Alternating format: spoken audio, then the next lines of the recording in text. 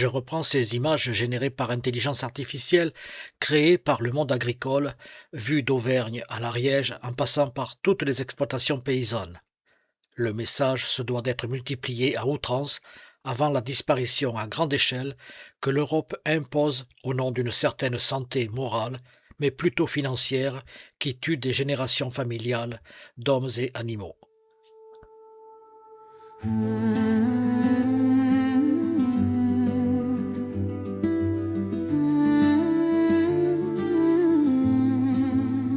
On montre des troupeaux au journal, mais derrière chaque bête qu'on abat, il y a un visage creusé par le froid, un agriculteur qu'on ne voit pas. Il se lève avant l'aube, le café à moitié tiédi, les bottes dans la cour, le chien qui vient le suivre aussi.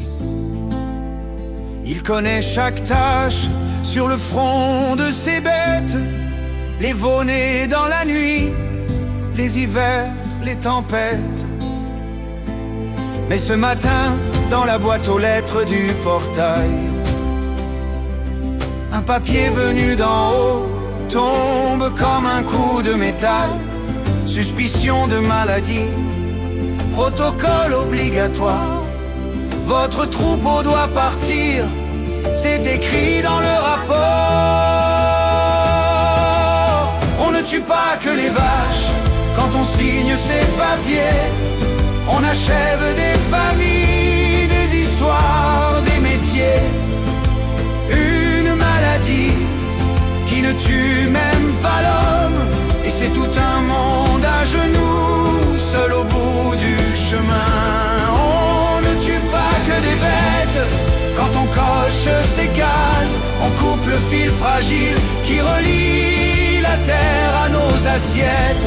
D'un cachet administratif, on efface des visages et un morceau de notre France disparaît en silence. Ils arrivent en camion, combinaison, regard gêné. On fait juste notre travail, il n'ose plus le regarder.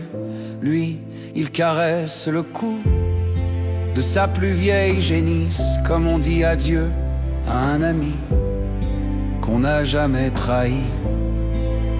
À la télé on résume ça en 20 secondes de bruit.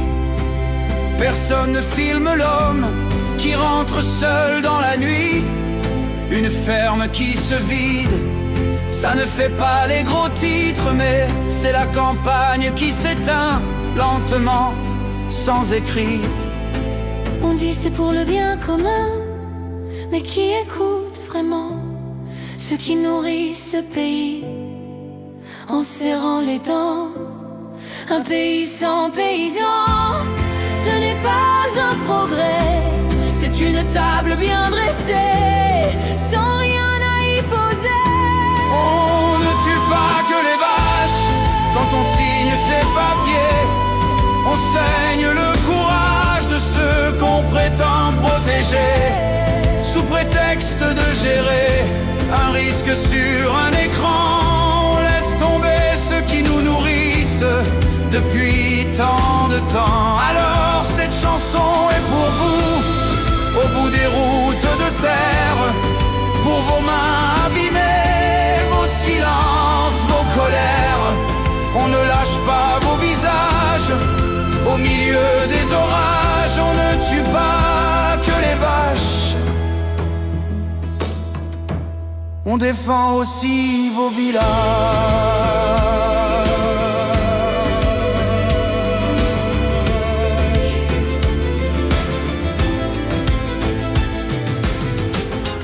On ne règle pas tout par la protestation, mais quand on a 20 ans, on a au moins l'impression de pouvoir exprimer sa colère et sa tristesse aussi. C'est pour cette génération que le cinéma ne doit plus seulement annoncer la fin d'un monde, mais aussi raconter le commencement d'un autre. Il faudra bien nourrir les 60 à 80 millions d'habitants que comptera la France demain. Alors, à quoi pourrait bien ressembler l'agriculture en 2100 ? Je me livre à une petite expérience. Qu'en pense l'intelligence artificielle ? Ce que propose l'IA est effrayant. Des machines et de la chimie, La même chose qu'aujourd'hui, mais en pire. Au fond, ce n'est pas une surprise. L'IA ne fait que dupliquer la pensée commune. Le futur est perçu comme de la science-fiction. Mais réflexion faite, ça n'a pas de sens dans un monde aux ressources limitées à cause d'un climat qui sera bien différent. J'irai filmer chez vous.